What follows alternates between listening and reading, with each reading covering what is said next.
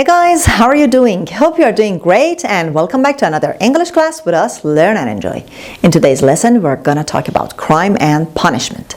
سلام به همگی. امیدوارم حالتون خوب باشه. به درس دیگه ای از زبان انگلیسی از مجموعه درس‌های Learn and Enjoy با من سحر خوش اومدید. درس امروزمون یک کمی تم پلیسی داره. می‌خوایم در مورد جرم و مجازات‌های مربوط به جرم‌های مختلف صحبت کنیم و حالا با یه سری وکابولری، کلمات، عبارت‌ها، اصطلاحات مختلف آشنا بشیم که امیدوارم به دردتون نخوره، ولی خب اگه پیش اومد این پیش زمینه ذهنی رو داشته باشید و بتونید در موردش صحبت کنید. But before we start, subscribe our channel and hit the bell to get informed of our latest videos. So, let's get started. In this lesson, we are going to talk about crime and punishment.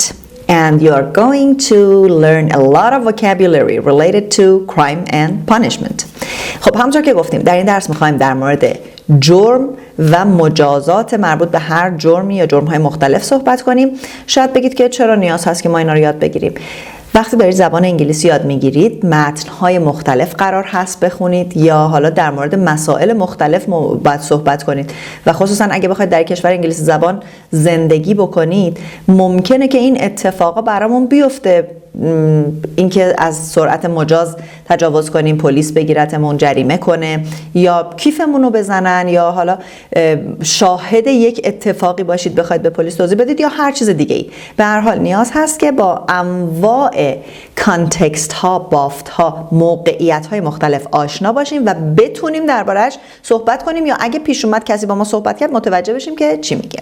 خب و اما در این درس که مربوط به قسمت building vocabulary هست، اول من ترک این بخش رو براتون پلی میکنم، شما گوش بدید که حالا با یک صدای دیگه هم باز گوشتون آشنا بشه و بعد با هم میریم سوالها رو میخونیم، جوابش رو پیدا میکنیم و کلمات رو، دفینیشن ها یا توضیحات مربوط به این کلمه ها رو با هم مرور میکنیم. So let's get started. Page 46. Lesson B. Crime and Punishment. 1. Building vocabulary and grammar.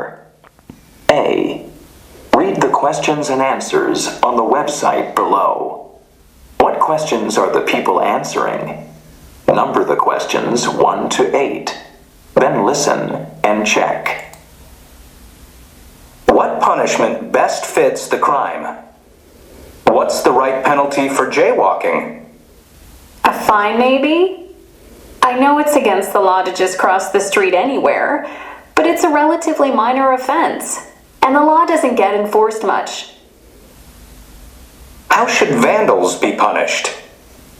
Well, vandalism can be serious, so they should pay for any damage. And vandals should be made to clean up any graffiti they paint. What kind of sentence should you get for kidnapping? Kidnappers should go to prison for a long time. I mean, taking someone captive is a very serious offense. Should they arrest drivers who get caught speeding? You don't usually get arrested for speeding unless you cause an accident, and that seems fair. But if you get stopped a lot, you should lose your license. What punishment should you get for robbing someone? That depends. If you commit armed robbery, you know, use a gun or a knife, you should be sent to prison. What should happen if you get caught shoplifting from a store? I think shoplifters should be fined at first, but if they get caught stealing again and again, they should go to jail. What should happen to someone who is convicted of burglary? Breaking into someone's home is serious, but first-time burglars should just be put on probation. Should all murderers be sentenced to life in prison? I don't know. Some people get sentenced to only 10 or 15 years for murder. Killing another person is the worst crime, but it's a complex issue.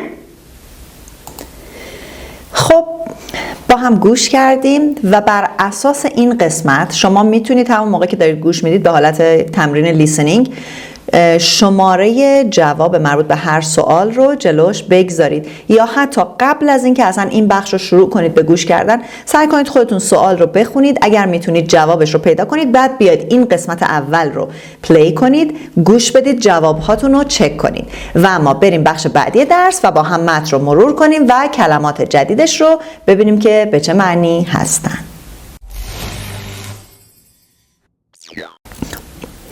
عنوان درس هست Crime and Punishment.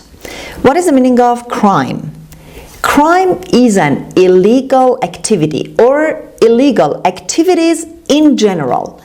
Crime به معنی جرم هست. هر نوع فعالیت غیر قانونی illegal، legal قانونی، illegal غیر قانونی، هر گونه فعالیت غیر قانونی میتونه crime تلقی بشه یا جرم تلقی بشه. بعضی وقتا هم به عنوان جنایت در نظر میاد، جرم و جنایت.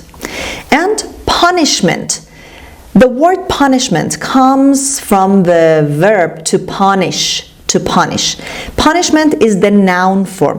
اصولا بچه‌ها اگر که درس پسوندها رو خونده باشید کلماتی که پسوند M-E-N-T دارن noun هستن، اسم هستن. پس punishment هم یک اسم هست به لحاظ دستوری. Punishment is something that is done in order to punish someone or the act of punishing them. خب punishment، حالا میرسیم به to punish. To punish رو توی خود درس داریم. To punish means to make someone suffer because they have done something wrong. یعنی کسی رو باعث رنج و سختی کشیدن کسی بشیم برای اینکه به خاطر کاری که اونها، کار غلطی که انجام دادن، که میشه همون چی مجازات یا تنبیه کردن. پس to punish به معنی مجازات کردن هست. punishment میشه خود مجازات یا عمل مجازات کردن. The act of punishing someone who has done something wrong or something that is done in order to punish، یا kari که انجام میدیم برای اینکه کسی رو تنبیه یا مجازات کنیم. پس مجازات میشه punishment. What punishment best fits the crime؟ خب عنوان این وب پیجی که توی این درس دارید میبینید هست چه مجازات هایی بیشترین تطابق رو با جرم ها داره یا چه مجازاتی بهتر با این جرم مطابقت داره. The first question: What's the right penalty for jaywalking? What's the right penalty for jaywalking? خب penalty کلمه براتون آشنا نیست؟ توی مسابقه فوتبال پنالتی میگیرن. این یعنی چی؟ اگه دروازه‌بان توپ به دستش بخوره در حالت، اگه توپ به دست بازیکن‌ها بخوره، حالا توی حالت خاصی پنالتی میگیرن. یعنی چی میشه؟ یه نوع جریمه است دیگه، جریمه برای اون عملی که نباید در زمین فوتبال انجام میشده. So penalty, as you see on the board, penalty is a punishment for breaking a law or a rule. پس خود کلمه penalty هم به معنی مجازات یا کیفر هست، یعنی مجازات برای شکستن یک قانون یا مقررات میشه penalty. خب jaywalking is when someone walks across a road at a place where it is dangerous to cross. که البته تو کشور ما یا خیلی از کشورها این مقررات رعایت نمیشه. jaywalking زمانی اتفاق میفته که از روی خط عابر یا از جایی که نباید از خیابون عبور کنیم، یعنی یه نوع مجازات برای عابر پیاده که خب خیلی ها میبینیم همونجا رد میشن بدون اینکه به این مقررات توجه کنن. حالا سوال چی هست؟ What's the right penalty for jaywalking؟ مجازات مناسب، مجازات درست برای رد شدن از محل غیر مجاز در خیابون چی هست؟ خب جوابش رو تونستید پیدا کنید؟ That's right. Number 8 is the answer. A fine maybe? Fine. What is the meaning of fine؟ خب خود کلمه fine هم به معنی جریمه هست. پس تا اینجا ما چند تا کلمه یاد گرفتیم، البته که شدتاش فرق میکنه و این یکی رو من به شما نمیگم تفاوتشو، سعی کردم بیشتر جاها براتون توضیح بدم. ولی یادتون باشه یه بخشی از یادگیری زبان این هست که خودتون برید دنبال یادگیری، سرچ کنید. این که من همه چی حاضر آماده براتون بگم شما یادداشت کنید یا فیلمو ببینید قطعاً خوب یاد نمیگیرید، تا اینکه خودتون برید سرچ کنید و این دیگه همیشه ملکه ذهنتون میشه. خب پس فاین داشتیم به معنی جریمه، The police fined me yesterday because I was speeding. پلیس دیروز من جریمه کرد چون داشتم تو میرفتم. Punishment داریم که یه کمی وسیع تر هست به معنی مجازات و توی سوال اولم penalty داشتیم که penalty مثلا تو مسابقه هم penalty میگیرن. یه کمی از خود punishment شاید کمتر باشه. درجهش یا متفاوت باشه. So, a fine maybe شاید یه جریمه. I know it's against the law to just cross the street anywhere. Against the law means illegal. Against the law برخلاف قانونه. میگه من میدونم که این برخلاف قانونه که هر جایی بخوایم از خیابون عبور کنیم. Cross the street means go to the other side of the street. But it's a relatively minor offense. Minor is the opposite of major, means not very important. And relatively means fairly, almost. این کلمات رو قبلا داشتیم. relatively یعنی نسبتاً. میگه اما این یک سرپیچی نسبتاً کوچیک هست. major نیست، minor یعنی خیلی مهم نیست این جرم رد شدن از خیابون حالا هر جایی جرم خیلی بزرگی نیست. So, and the law doesn't get enforced much. And the law doesn't get enforced much. و قانون همیشه خیلی در این مورد اعمال نمیشه. پس get enforced به معنی اعمال کردن یا اعمال شدن قانون. enforce اعمال کردن هست. get enforced یعنی اعمال شدن. جملمون پسیو هست. ما در بعضی از جملات پسیو از get هم استفاده میکنیم. So, question 1 was number 8. The answer was number 8. The second question. How should vandals be punished? How should vandals be punished? Who is a vandal? Vandalism ممکنه این کلمه به گوشتون خورده باشه. A vandal is someone who deliberately damages things, especially public property. خب vandal به کسایی میگن vandal که به اماکن مختلف جای مختلف آسیب میرسونن، تخریب میکنن، ویرانگرن یه جورایی، خصوصا اماکن عمومی و کسایی که این آشوب و تخریب انجام میدن بهشون میگن vandal. و یک اسم دیگه هم از این کلمه داریم، vandalism، به عمل تخریب اماکن عمومی میگیم vandalism.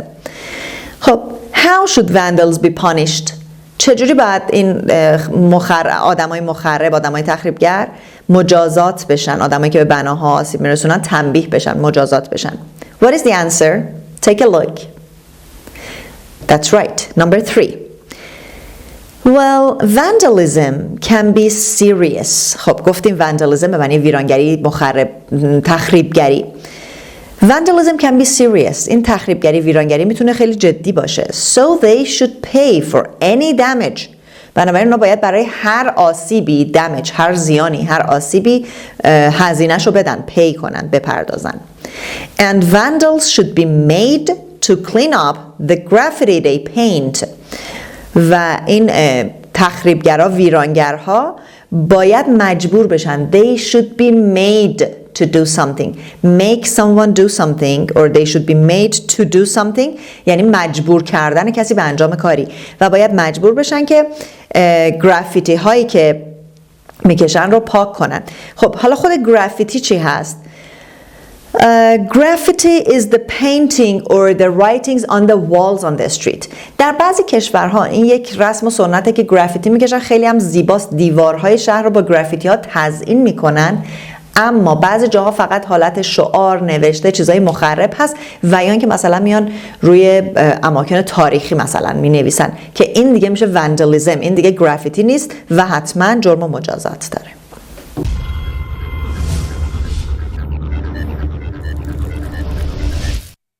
Question 3. What kind of sentence should you get for kidnapping? What kind of sentence should you get for kidnapping? خب دو تا نکته در مورد pronunciation داریم تو این جمله. یکی sentence که خب American speaker ها اون تی وسط رو معمولا نمیخونن. sentence شاید نخونید ولی اگه هم بخونید غلط نیست. اگه شنیدین اما بفهمید که این چی داره میگه. sentence. And kidnapping. should you قبلا هم گفتیم صدای د به صدای ی میرسه، ج شنیده میشه یا ج تلفظ میشه. should you. خب what kind of sentence? What is a sentence? To sentence as a verb ما سنتنس به معنی جمله داریم که همتون میشناسید، اما یک سنتنس دیگه داریم تو سنتنس که به عنوان فعل به کار میره. To sentence someone is a punishment that a judge gives to someone who is guilty of a crime. To sentence someone is the punishment that the judge gives someone in order to a crime.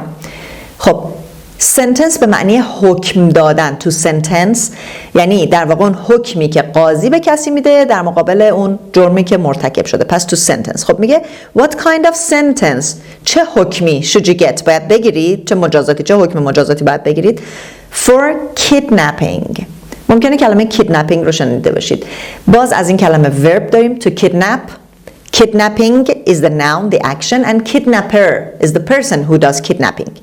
So kidnapping means to take someone somewhere illegally by force, often in order to get money for returning them. خب اگه این معنی رو بیاین ترجمه کنید to take someone somewhere، کسی رو جایی بردن illegally by force، به طور غیرقانونی، به زور، با اجبار.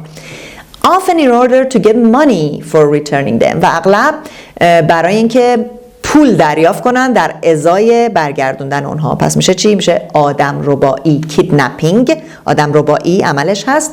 to kidnap یعنی آدم ربایی کردن، and kidnapper یعنی آدم ربا. خب چه مجازاتی، چه حکم مجازاتی باید بگیریم برای kidnapping؟ The answer is that's right, number 6. Kidnappers should go to prison for a long time. Kidnapper is the person. آدم رباها باید برای مدت طولانی به زندان برن. Prison، زندان. I mean, taking someone captive is a very serious offense.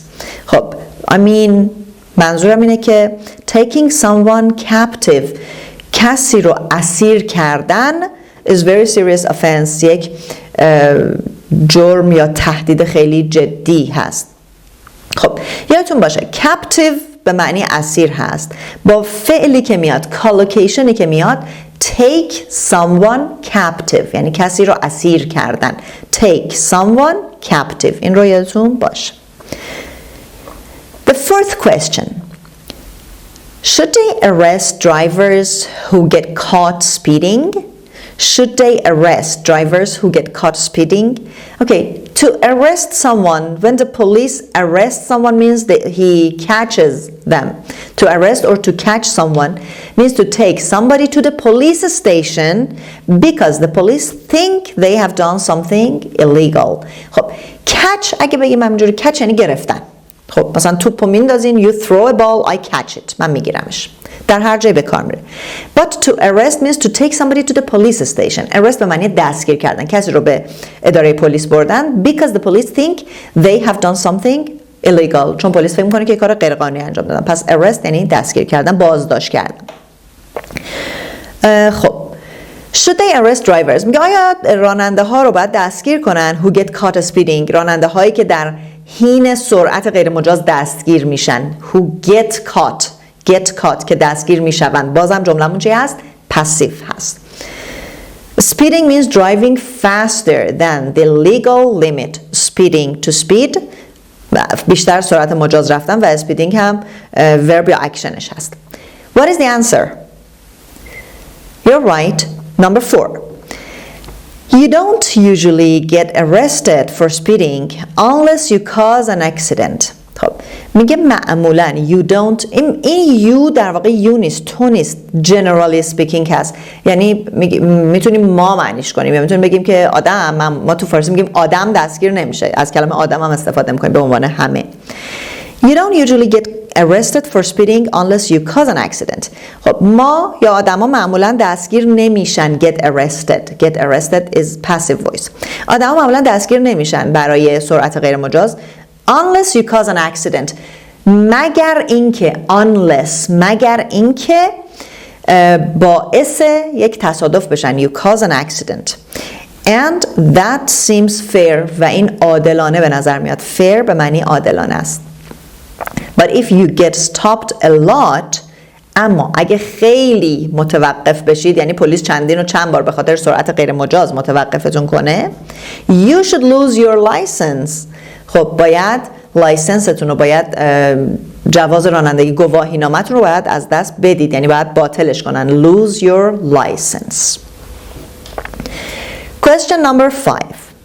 What punishment should you get for robbing someone? What punishment should you get for robbing someone? The word rob, to rob someone, and we have the action robbing and the person robber. حواستون باشه این robber، اون robber eraser نیست، پاک کن نیست، با O R-O-B. To rob is the verb, robbing is the action, and robber is the person who robs. To rob means to steal money or property from a person, a bank, etc. rob به معنی سرقت کردن هست، حالا یا پول یا وسایل دیگه از شخص، از بانک، از ساختمون، هرچی بهش میگیم rob. و رابر هم یعنی دزد، سارق. خب سوال این بود که What punishment should you get for robbing someone? چه مجازاتی باید دریافت کنید برای سرقت از کسی؟ The answer is number 2. That depends. این that depends هم اصطلاح یا عبارتی که خیلی میتونیم استفاده کنیم. ازتون یه سوالی میکنن، میخوایم این بستگی dاره. That depends or it depends. بستگی داره. If you commit armed robbery, you know, use a gun or a knife, you should be sent to prison. خب ما میگیم to rob someone، میتونیم هم از collocation commit a robbery استفاده کنیم به معنی مرتکب سرقت شدن. commit a robbery. Now here if you commit armed robbery, arm means you use a gun, you use a knife. یعنی اگر سرقت مسلحانه مرتکب بشید، arm به معنی سلاح هست و armed یعنی مسلحانه. اگر مرتکب سرقت مسلحانه بشید، you know, use a gun, a knife، میدونید مثلا از تفنگ، اسلحه یا یک چاقو استفاده کنید، you should be sent to prison، بعد به زندان فرستاده بشید یا اون شخص بعد بره زندان. Next question. What should happen if you get caught shoplifting from a store? خب شاید بتونید معنی shoplifting رو حدس بزنید. داریم در مورد جرم صحبت می‌کنیم. میگه shop store، مغازه. shoplifting means the crime of stealing things from a shop. برای هر نوع سرقت کلمه مربوط به خودش رو داریم. shoplifting یعنی سرقت از یک مغازه. خب میگه که چه اتفاقی باید بیفته؟ What should happen if you get caught؟ اگه که دستگیر بشید به هنگام سرقت از یک مغازه یا دزدیدن، سرقت از یک مغازه یا حتی دزدیدن اشیا. دیدید بعضیا میرن تو مغازه‌های جنسی میذارن تو جیبشون یا زیر لباسشون میان بیرون، اون میشه shoplifting. The answer is number 1. I think the shoplifters should be fined at first. خب این شخص نظرش اینه، میگه من فکر میکنم shoplifters از shoplifting میاد دیگه. اون سارقی که از مغازه دزدی میکنه should be fined at first. اول باید جریمه بشه. فاین هم داشتیم، مثل فاینی که پلیس میده، جریمه‌ای که پلیس میده.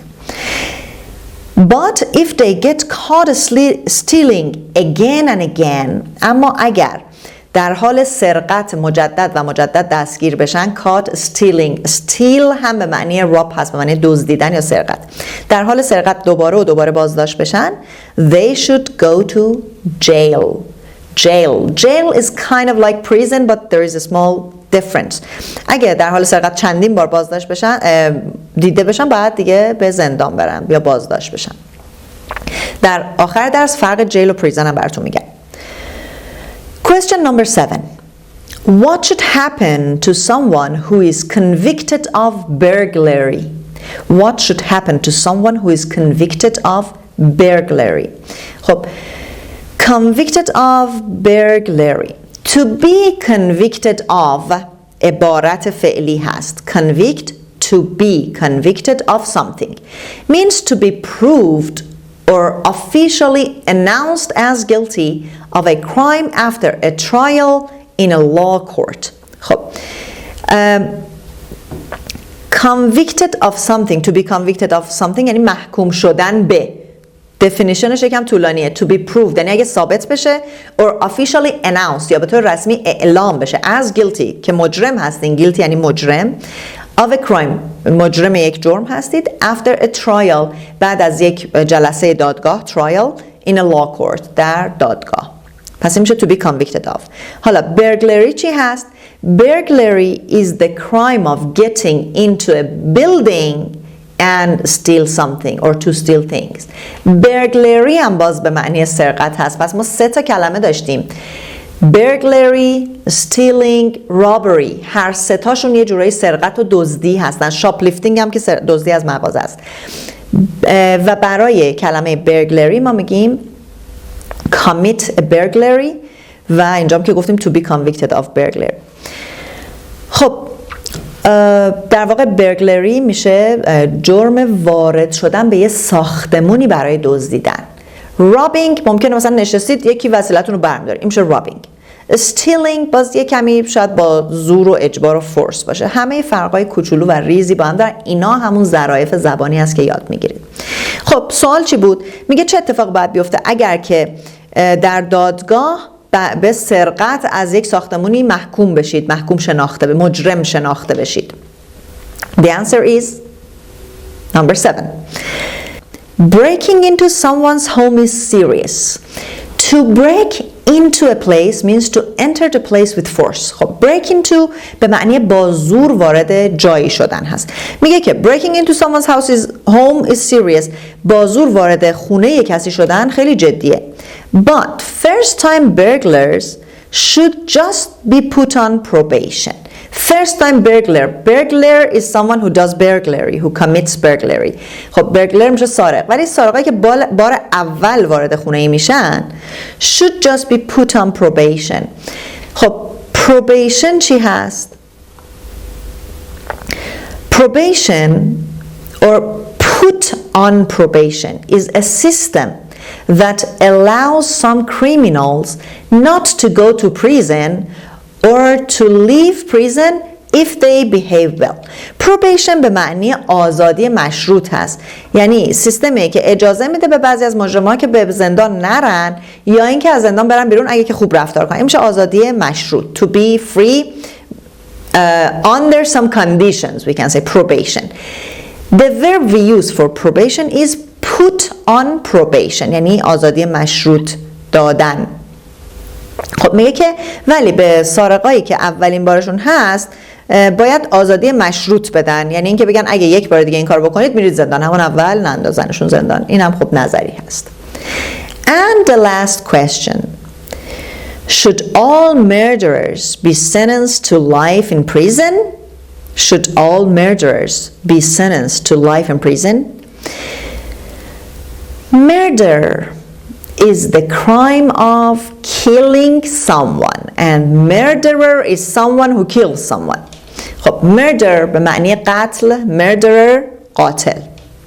خب میگه که آیا همه قاتلا باید محکوم بشن should be sentenced to محکوم بشن به چی؟ life in prison. خب life in prison رو ترجمه تحت لفظ کنیم میشه زندگی در زندان. زندگی در زندان یعنی چی؟ یعنی حبس ابد.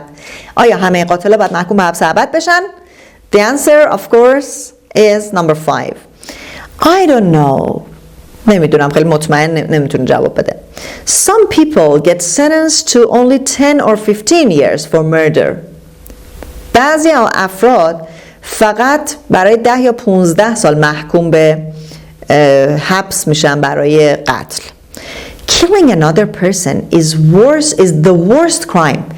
کشتن یک شخصی بدترین جرم، بدترین جنایت هست. But it's a complex issue. اما این یک مسئله خیلی پیچیده است. Complex means complicated. خب این از درسمون گفتیم. حالا شما نظر خودتون رو میتونید بگید در مورد هر کدوم، میتونید برای خودتون یه نظری بنویسید یا حتی بیاید توی کامنت ها برای ما نظرتون در مورد هر کدوم از این مجازات هایی که برای این جرم ها هست بنویسید. Now let's talk about the difference between jail and prison. There are two differences between jail and prison. The length of stay and the jurisdiction. خب دو تا تفاوت بین جیل و پریزن هست. هر دو تاشو گفتیم زندان، ولی دو تا تفاوت دارن با هم. اولیش length of stay هست، مدت موندنشون. Jails are short-term facilities used for temporary detention, while prisons are long-term facilities used for extended incarceration. خب مدت اقامت یعنی چی؟ جیل در واقع میشه بازداشت، مثلا توی کلانتری بازداشت میشن، اون میشه جیل. پوتین جیل یعنی بازداشت میشن، موقتی، زمان کوتاه، یه شبه، یه روزه، 2 روزه. اما پریزن برای زمان دراز مدتی هست که محکوم میشن و باید چند سال، چند ماه رو بمونن. پس پریزن در واقع میشه زندان، جیل میشه بازداشت. Jurisdiction. Jails are typically operated by local law enforcement agencies, while prisons are operated by state or federal government agencies. خب به لحاظ قانونی jurisdiction یعنی قانونی. از نظر قانونی jail یا هم بازداشت are typically operated by local law enforcement agencies، با حالا آژانس ها یا سازمان های قانونی محلی. هر محله اداره پلیس خودشو داره یا کلانتری خودشو داره، پس منطقه به منطقه یا محلیه. While prisons are operated by state or federal government agencies، در حالی که زندان توسط دولت یا حالا نهادهای دولتی فدرال اداره میشه. پس این شد تفاوت جیل و پریزن، بازداشت و زندان. Now rob، burglary خودش باز فعل داره، burgle and steal. تفاوت این سه تا رو ببینیم چی هست. Theft deals with taking someone's property without their consent.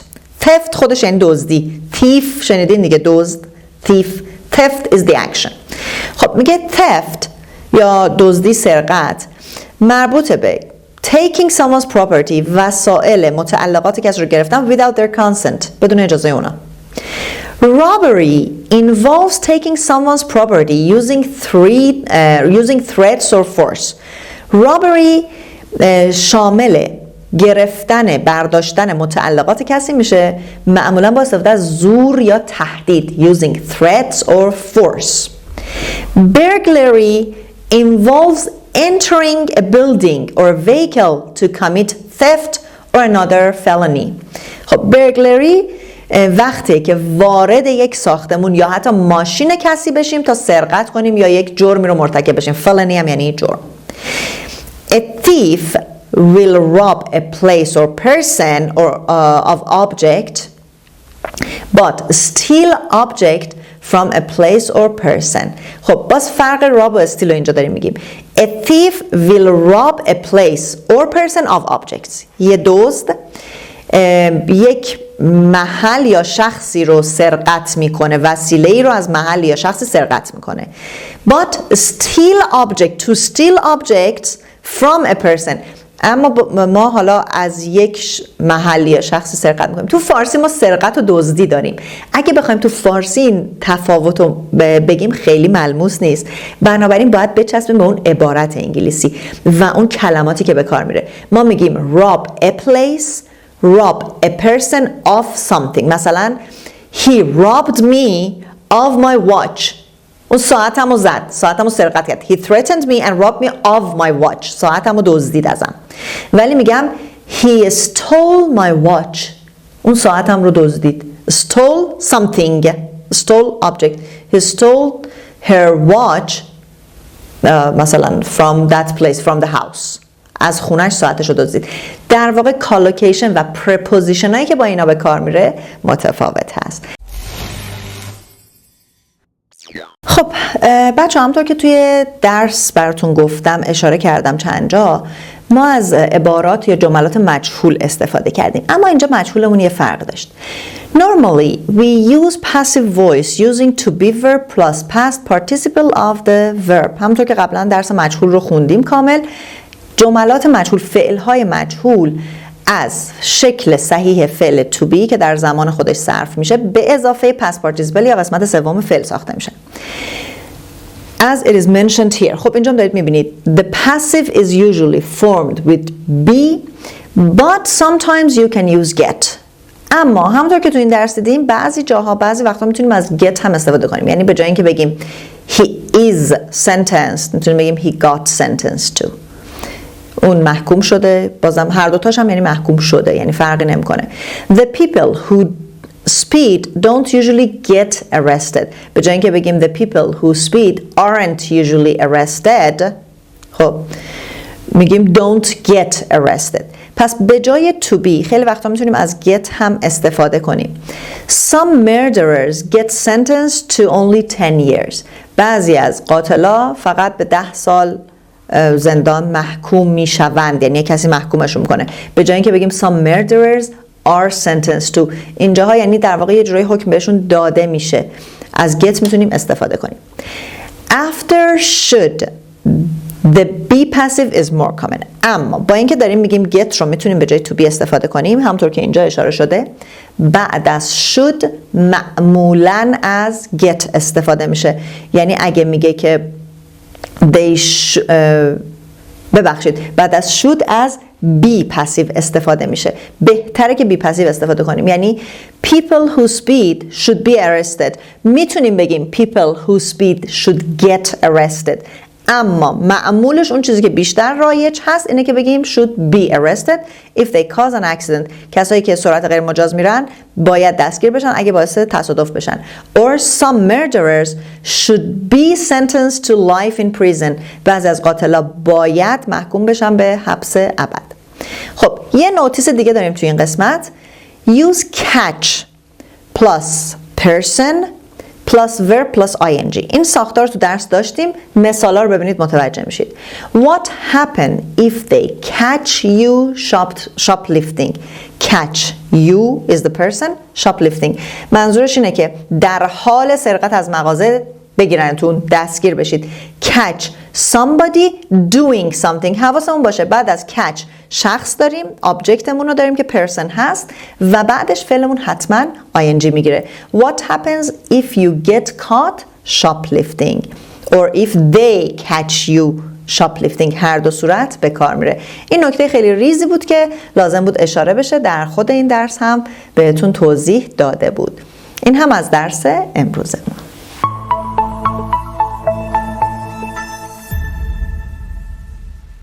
خب دوستای عزیزم، این هم از درس امروز. امیدوارم که از این درس خوشتون اومده باشه و با کلمات و اصطلاحات جدید آشنا شده باشید و اونا رو یاد بگیرید.